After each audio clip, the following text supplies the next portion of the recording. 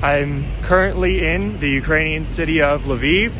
I just had my ID checked, actually. I'm here to volunteer and help out in whatever capacity I can. So you guys probably won't be hearing from me too much in the near future, but videos will still be coming. We recorded a lot in advance, so that's gonna be it from me for a little bit. All right, so I'm here in the old Austro-Hungarian city of Limburg, Polish, Lviv, and Ukrainian, Lviv, and I'm at one of their cemeteries. It's really beautiful here. I really like the look of this. I'm gonna kind of give you guys a little spin around, nice and slow. And yeah, I'm gonna just take today and look around the city a little bit, and I'll send all the videos back to get edited out. This is kind of another example of the same thing. This is like a super Polish looking name right here, and died 1834. So I don't know who would be in charge here then. I think it would be the Russian Empire. Maybe it would be Austria-Hungary, actually. Yeah, I think that would be Austria-Hungary. There you go. So obviously it's a little bit of unordinary times here right now, but this is pretty much a daily thing out here. These sirens going off. They do the first one, and that is the start of the air raid or whatever's going on, and then they do the all clear, so at the end of it. And from what I understand, this one's the all clear. I didn't even know there was one going on in the morning when I left, so there you go, it's off. So this city's changed hands a lot over history. It's had Germans, Russians, Polish, the Polish-Lithuanian Commonwealth, Ukraine, all come through here. I thought this guy might be Jewish because of his name, but he's probably just a German because he's got the cross right there. But it's a really mixed bag going through here, seeing everything. A nice little chapel in the middle of the square. I believe, just looking around, right, I think almost all of these are Catholic people who are here, but there are a few Orthodox just sort of mixed in. I'd have to look for one of those. Right now around me I don't see any, but I do believe the overwhelming majority of people buried here are all Catholics. This guy looks like he was like a Soviet general. Maybe somebody who can read Ukrainian and or Russian might know what's up with this, but he definitely looks like a Soviet officer there. Here's another guy who looks like he probably had something to do with jets, something to do with jets in the Soviet Union, yeah, or yeah, it would have to be the Soviet Union looking at the dates. So if anybody reads Russian, Ukrainian, let me know who he is too. Here's an example of an Orthodox one, just kind of showing that this is mixed Catholic and Orthodox, but overwhelmingly Catholic, which I think this area, Lviv, is still, even to this day, majority Catholic.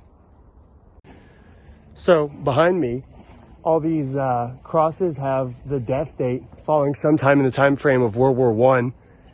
This area was actually under Austro-Hungarian control. It was part of the Austro-Hungarian Empire during World War I. So I couldn't say definitively, but I would assume these are the graves of Austro-Hungarian soldiers from this area who went and fought. The Russians did take over the city, I believe, pretty early in the war, so might be the other way around. These might be Russian imperial soldiers, but I'd put my money on Austria-Hungary. So having gone back through, not all of these were actually dead in World War I. Do you speak English? Poland. They're all Poland? Poland, yeah. All these people, Poland, they fight for Polish independence? No, you don't know? Po polsku. No. Po rosyjsku. Deutsch? Speaks the Deutsch? Polish man. You're Polish. Poland. Okay. Polish. From Polish government? Tak, po polsku tak. Okay. And you maintain this? Tak. Świętamy polski cment. Okay, that's great. So the Polish maintain? He's the groundskeeper from Poland. Tak. These are ethnic Polish who are all buried here? Świętamy. And he keeps them clean. He keeps it really tidy. Very beautiful. Very good. Dobre, right? Dobre, tak. All right. Thank you. Thank you. This graveyard is actually pretty massive. You get a good perspective of it when you come up here to the top and you look around. You can see down a fair good distance out there. So this is the memorial for the Ukrainian Galician Army. I'm not sure exactly what they mean by that, but I'm definitely gonna go check that out right now. If this is like a first attempt at independence sort of thing or what. Okay, so what I'm getting from this is, it is actually what I thought it was. These are people who fought for the very first independent Ukrainian state post World War I.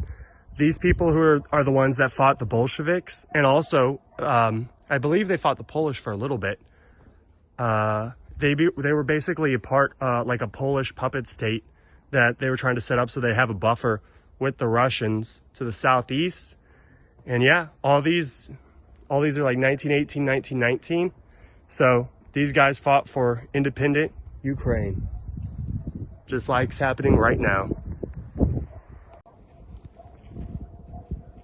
I definitely think this is a pretty interesting place to come and visit today, because as I did just say, these are people who have fought for Ukrainian independence and failed against Russians and the Soviets. So now, while Ukraine is fighting for its independence again against the Russians, it's pretty, I don't know the correct word for it, but it's really interesting to be here at this time, I would say. So down below me, these are all people who have, I believe, died in the Donbass war in the east. That's still going on. That's part, or one of the sparking factors for the current conflict that's happening right now. And these are all people from this area that went out there and fought and died for Ukraine.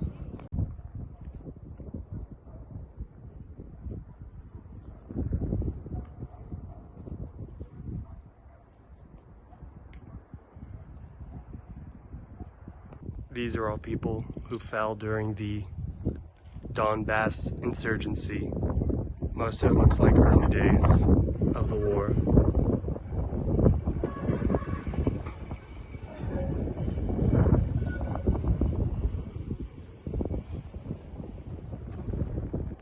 This one's pretty impressive. It looks like this was the resting place of a bishop.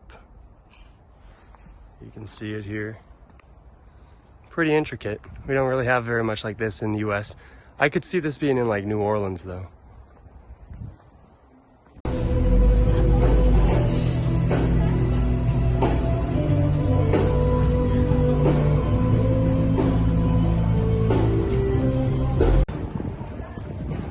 Come get your rug cars.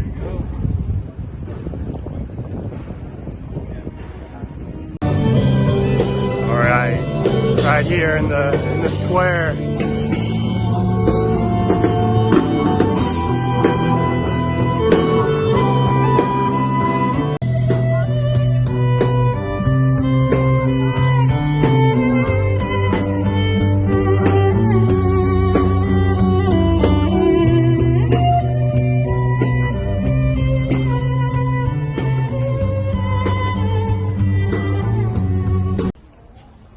This is going to be one of many giant cathedrals they have around here, but I'm only going to this one. So let's see what it's like. So this city has a huge Catholic history between the Austrians, the Polish, and kind of Lithuania, because Poland and Lithuania all being Catholic countries. So it's afforded them a lot of time to build a lot of major cathedrals like this. Everyone else is quiet but me, so I'm not going to talk very much. But here you go. Very beautiful.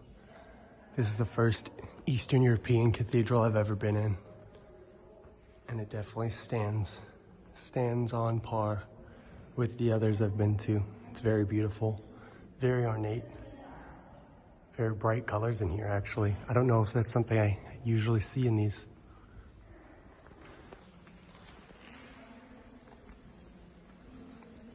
The most ornate stairs I've ever seen. All this. When you come here, this particular church, it doesn't allow people to come inside during services unless you're participating. It says it on a sign up in the front. Actually, there's an Orthodox thing in the window. So I don't know if this is a Catholic or Orthodox church generally, but I'm still putting my money on Catholic. There's the big dome on the outside. The domes are all black. It's solid black with like gold like crosses on the outside. I don't think I'm gonna be able to get up there to this top, but maybe. So if you come to this church and visit it, there's actually a museum underground that you can come and see. I think this might be the name. So if you want to come and see this church, you should definitely check out these tunnels. I'm gonna try to go down there right now, see if they'll let us. So the tunnel museum looks like it's gonna be open. It's actually just outside the church. You come around right here, this is the door, and come on down. The guy who works there didn't speak English, but if you know Spanish, you should be all right, and obviously Russian or Ukrainian. Let's see how much it costs. So I did get confirmation this is an actively Catholic church. Here's the coat of arms of Lviv, right here.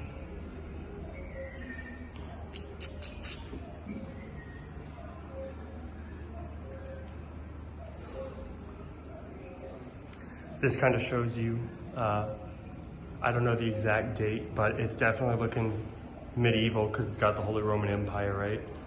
And how Lviv is out here in the Kingdom of Rus, right on the border of Greater Lithuania, prior to the Polish-Lithuanian Commonwealth.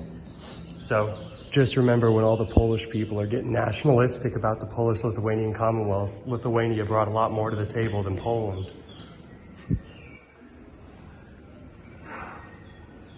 So this guy, I just read his thing right here.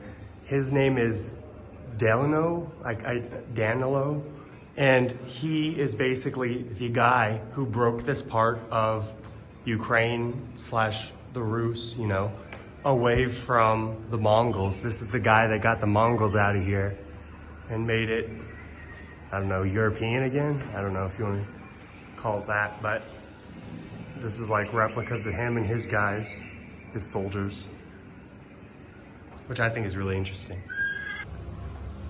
It's pretty cool that the museum is like down in the catacombs. Look at this, all these weapons, like crossbows. You got your soldiers down here. I'm sure these are all, yeah, they're all dulled, obviously, because there's kids coming down here, like me, who are gonna touch them. I think they were dulled on the bodies of the enemies. Dulled on the bodies of the Russian. Oh, look. This is like super early version of guns. I don't know if these technically qualify as arquebus. I'm probably wrong. They probably aren't. I think these are called hand cannons actually, but that's really cool. This is the first, like, even replica one of it I've seen. And this part is still to be used as like an axe. So when the fight ends, once you've shot your shot, you can get back into the fight with that hand to hand. If you want to read all this, you can.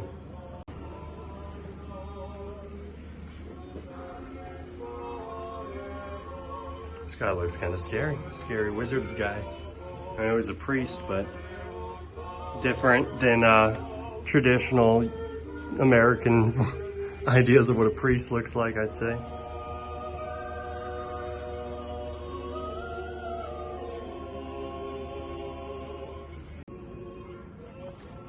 They're pretty tall. So down here they have the soldiers of Rus versus the Mongol horse archers. They got Johnny FD down here.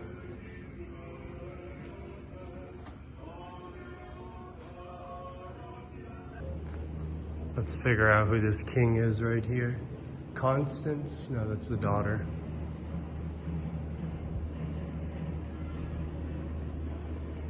Yeah, this is a really nice museum. I honestly really enjoy it. It's pretty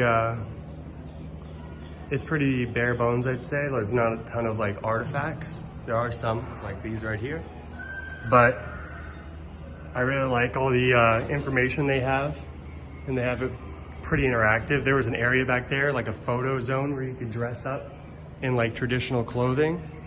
So it's a nice little place. Oh, here we go. This is the Cossack section. This is where the interesting part of Ukrainian history starts.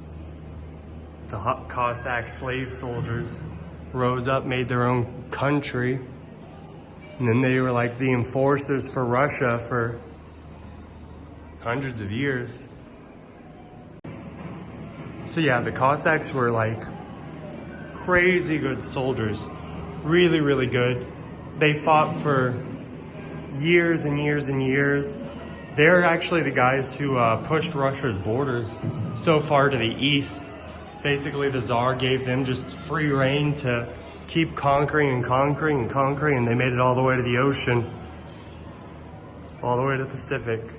These are like early days Cossacks, though. This is still when they were independent. Very cool. This is actually really cool. It's like the entire history of the region, because I couldn't say yet because I haven't read it, but that looks like a Swedish soldier from the Great Northern War where they came down. Carlos Rex, right? That's what he was called. Came on down to Ukraine. He fought his last major battle that he lost in Poltava. That's basically where it all fell apart. He ran off to the Ottoman Empire, lived there a few years, I think. And yeah, this is awesome. Yeah, I definitely think this is a Finnish soldier.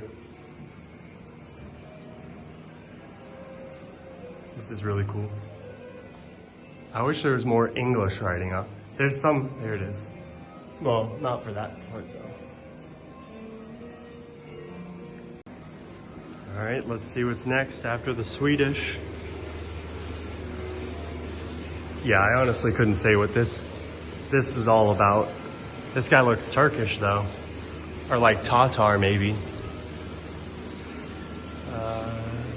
Yuri Franks, Kolchitsky, Battle of Vienna, okay. Yuri was fluent in Turkish. Okay, cool, so one of these guys was there at the Battle of Vienna, where the Polish winged hussars came, saved the day, right? So this museum is definitely about like the multiculturalism of the city. It talks about Armenian historians, guys who went and were part of the battle in Vienna and how they spoke Turkish and things like that. This is clearly a rabbi, a Jewish guy, which the city obviously had a huge Jewish population up until probably fairly recent history. And it's got Orthodox, Catholic, Jews there, and everything else in between. Here at the little gift shop section, they have a bunch of like pagan iconography stuff. I think that's what this is. In a Catholic church, they have this pagan stuff. I'm stepping into another cathedral church. I'm not sure which one this is classified as, but not as good. That's all right. So this one is actually just down the street from the other church we were at, and there's like 3 or 4 other ones you could pick through to go to visit if you're in the area. If you're really into like seeing these old churches, definitely come check them out. Here you can light a candle, put a prayer on it.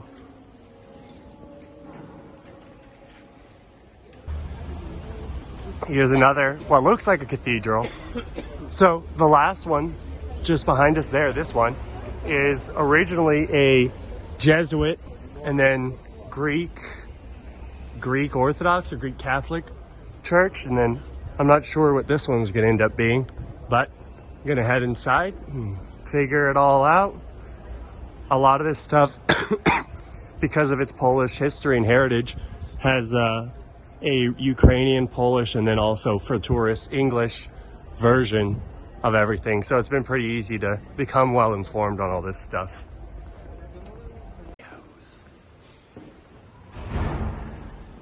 No hats, no ice cream, no soda.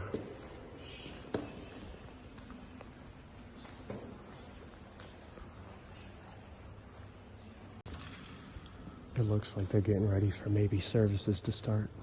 There's a guy up there lighting the front candles.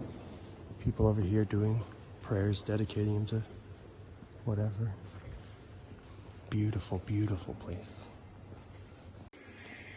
This is going to be my third and final cathedral. I think they're all cathedrals that I'm going through here in Lviv. It's got a lot of these, and there's even more outside of this square. These were all right next door to each other, very close by. So if you want to come around here and just jump in and out of cathedrals all day, you could definitely do that, and they're really beautiful. Come check it out. Boże, Ty w preswiatому таїнстві залишив нам спомин про свою муку. Дай нам такою пошаною оточувати святі таїнниці тіла і крові Твоєї, щоб ми постійно відчували плоди Твого відкуплення, котрий живеш і царюєш на віки вічні. Hemp heaven in Lviv, Ukraine. I think it's just everything's made out of hemp. No weed here, probably. Look at this ugly thing. This is fish.